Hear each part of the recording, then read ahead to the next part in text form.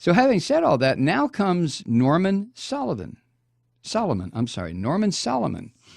a person whose writings and points of view and essays and speeches and so on and so forth I have the highest regard for. He just wrote a piece for The Hill titled, "Democrats Are Playing with Fire on Russia." Yow. Okay, so the title is very intriguing.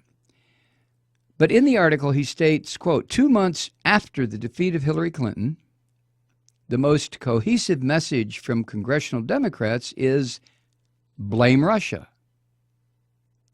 The party leaders have doubled down on an approach that got nowhere during the presidential campaign, which is trying to tie the Kremlin around Donald Trump's neck. Okay, just like last night when I had to kind of pause and deconstruct some of these sentences. Last night it was Chris Hedges.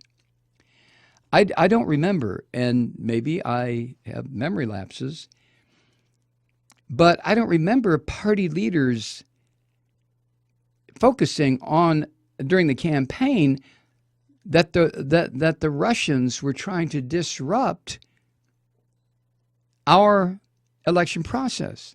I mean, it came up in October when the intelligence agencies started to dribble out this information a month before the election.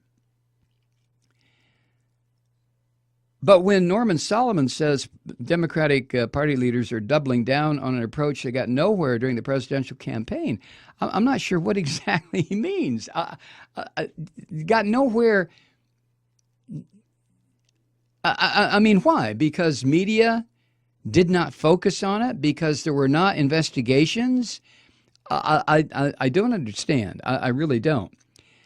And the second part of his sentence there, trying to tie the Kremlin around Donald Trump's neck.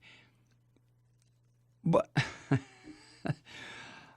I don't think that's the effort by Democratic Party leaders. I think they are pointing out some very salient and easily seen facts based on conversations that were intercepted, based on conversations that were not all that secret, where it was very clear that Vladimir Putin had a choice in this election. He wanted Trump. I also think it's very clear, and I'll share this with you in a few moments, that Trump has deep ties in Russia, financial, and with, well, crime bosses in Russia.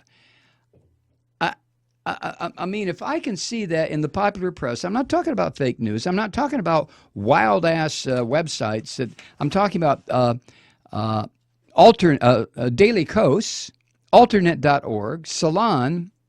I don't think those are fake news outlets.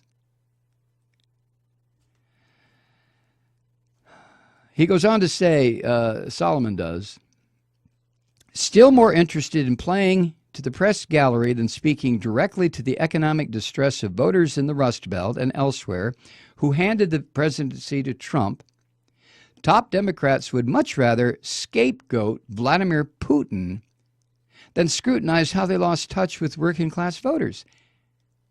Come on now, Solomon, that's bullshit. I mean, the Democrats understand all we've had for the past month by Democratic leaders are mea culpas about how they lost touch with what would normally be their base.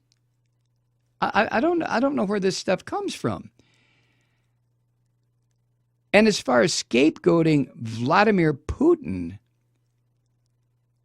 again, I'm having a hard time understanding what Norman Solomon and the other night Chris Hedges, what the hell they're trying to say. How do you scapegoat somebody who, if you take a look at all the available evidence available to you and me, do you not have to come to a conclusion that there was tampering, interference, involvement unheard of before in a presidential election by the Russians?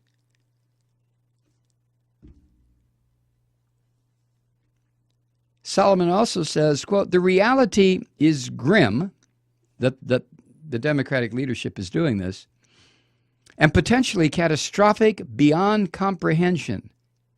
Holy shit, catastrophic beyond comprehension, because the Democratic Party leadership is stating, based on the available evidence, that there was interference. How is that potentially catastrophic reality beyond comprehension? Well, he goes on to answer his own question. He says, or his own statement, by pushing to further polarize with the Kremlin, congressional Democrats are increasing the chances of a military confrontation with Russia. By stating the truth? Or is it all bullshit? Are they all lies? Was there no Russian interference whatsoever to a degree that had an effect on Clinton's loss? You know, Solomon and Hedges and the rest of them make statements, well, where's the proof to prove they did interfere? Well, where's the proof to prove there was no interference? You know, the counter proposal. I know you can't prove a negative, but with the information that's out there, why are these lefty writers appearing to me to almost be Kremlin apologists? No, they're not scapegoating the gang in the Kremlin, but they seem to be saying, look, this is bullshit. Hillary Clinton lost because she was a crappy candidate. I'm not saying she was a good candidate, but they are putting something out there that is only half complete. She might have been a crappy candidate, but she won the majority of votes by 3 million. What the hell are they talking about here? The only reason Trump is going to take, oh my God, the oath of office to be, I can hardly say it, the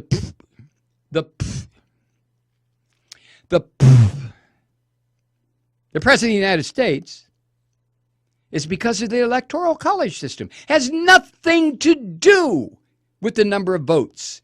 In fact, using Greg Palast as a touchstone, which I am always inclined to do, if you consider the number of voters who were thrown off the rolls in order to make sure that Trump won,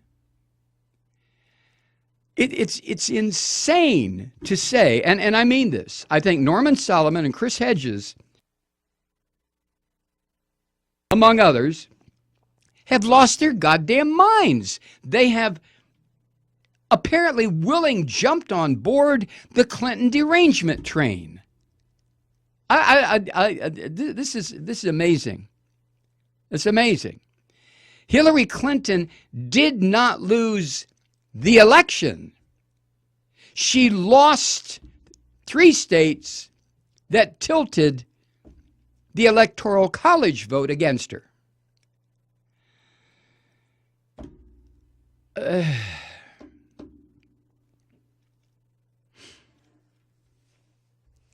Solomon says, further, by teaming up with the likes of Republican Senators McCain and Graham to exert bipartisan pressure for escalation,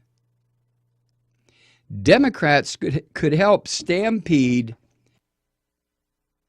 the Trump administration in reckless directions.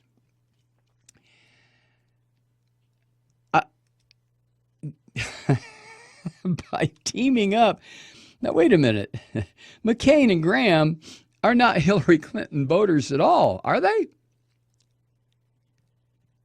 McCain and Graham are talking about their perception of Russian involvement in our election. It has nothing to do with Hillary Clinton. So when Norman Solomon says that when the Democratic leadership teams up with McCain and Graham to exert bipartisan pressure for escalation of what? Sanctions against the Russians? If there are any two countries on earth that have, through their history, deserved sanctions, it would be the United States and the Soviet Union / Russia. How many elections in Eastern Europe did the Russians not just interfere with, but absolutely goddamn burn to the ground? How many elections within their own country? How many elections have we interfered with in other countries?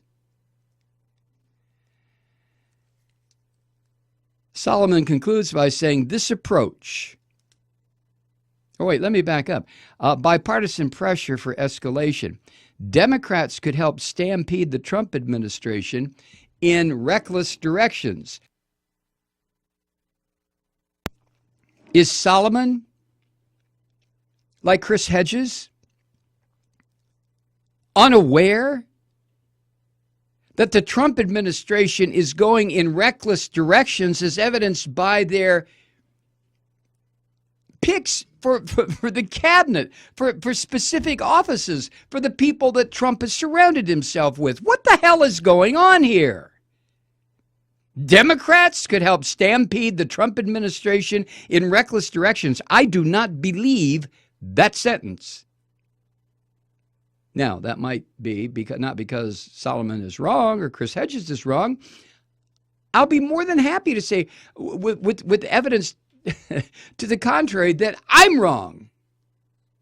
Okay, I'm not that smart. Norman Solomon, Chris Hedges are much brighter than I am. They're much more experienced, yada, yada, yada. Well, at this point, bullshit. I'm not a stupid man.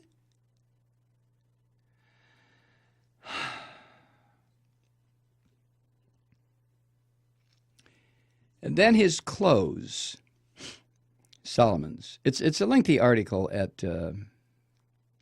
thehill.com. You can read it if you want. He says this approach, the Democrats stampeding the Trump administration in reckless I can't get away from that sentence.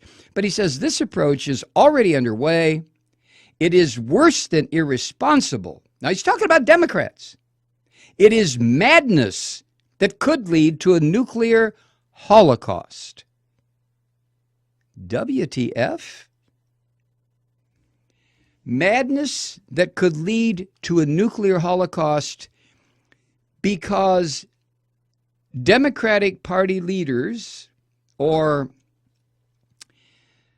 senior spokesmen and women are and Republicans are making the case that the Russians interfered in our electoral process.